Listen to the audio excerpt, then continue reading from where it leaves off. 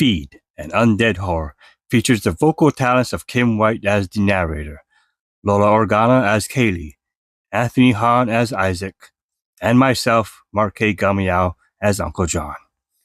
This podcast will be enhanced by sound effects and ambient music to create an immersive atmosphere. Please enjoy.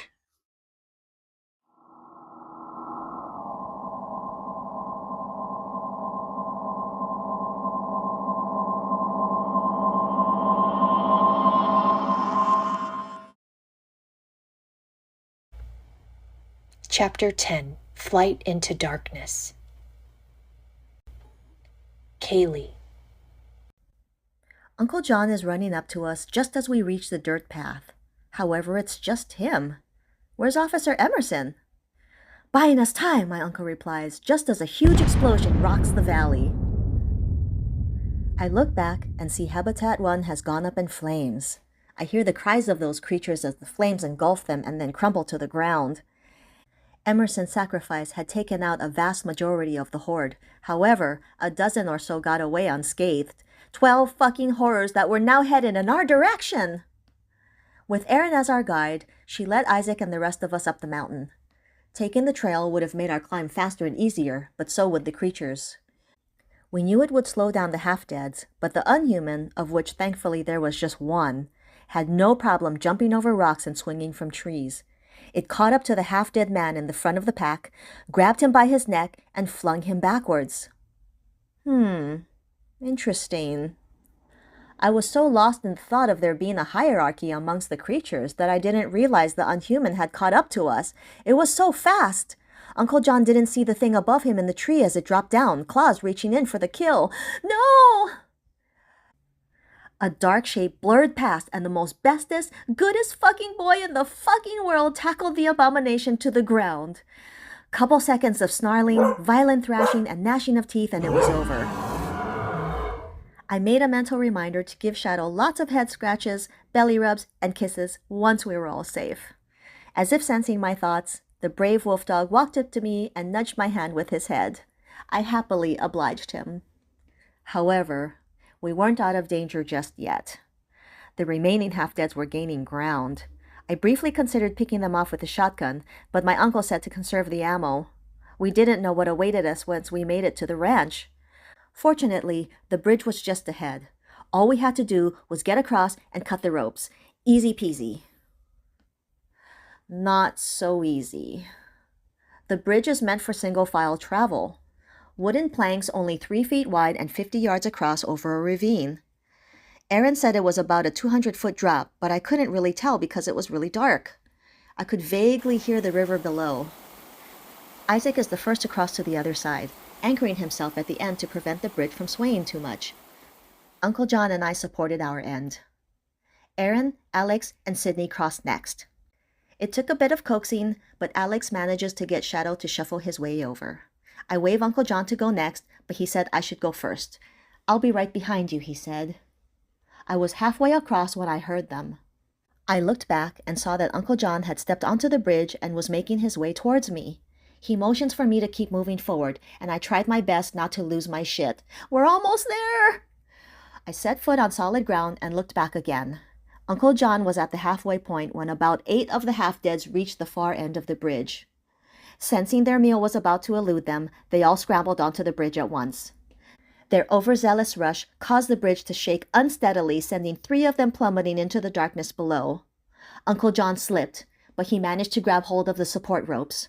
When he stood up, however, his foot fell through a loose board and got stuck between the planks. The 5 remaining half-deads closed the distance.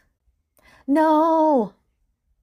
My uncle struggled to pull himself free, and when he saw me take a step onto the bridge to help him, he waved me back.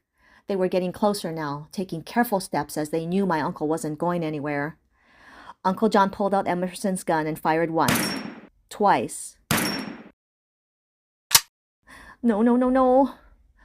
The last 3 half-deads quickened their pace, desperate to reach their meal. I raised my shotgun but dared not to pull the trigger. I was out of range and would risk hitting Uncle John. Even if I were to edge closer, the recoil would throw me off balance and no doubt over the bridge. Then I saw my uncle pull out a knife and turn to look at me. He gave me his bravest of smiles, but there was sadness and regret in his eyes. No, no, no, no, no, no, no, no. In that moment, I saw the uncle who bought me my first VR gaming system. The uncle who came to all of my band performances.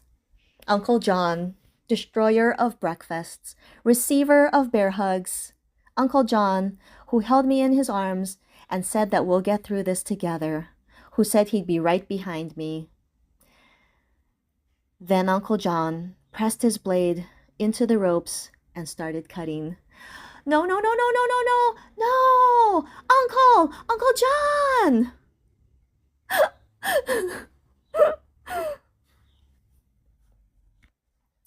I watched my uncle fall, disappearing into the inky darkness. I leaned over and called out for him again and again, but there was no answer. I watched my uncle fall, and I couldn't do a damn thing. Minutes pass, maybe an hour, before I felt Isaac gently pulling me away from the ravine's edge. He kneels down and whispers softly in my ear, but his words are lost on me. I'm numb, still in shock. Uncle John had still been smiling at me when he went down with the bridge, taking the half-deads with him.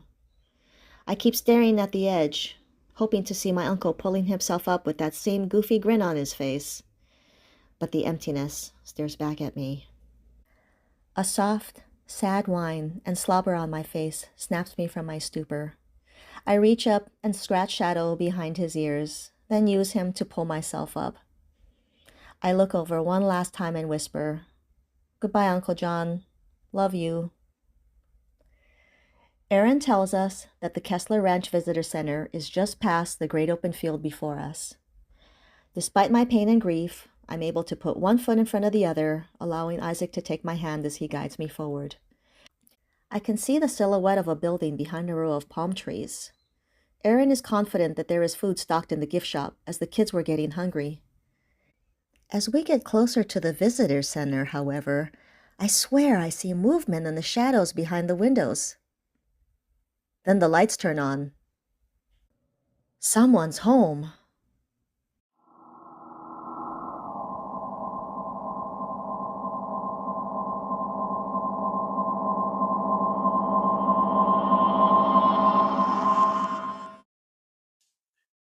Thank you.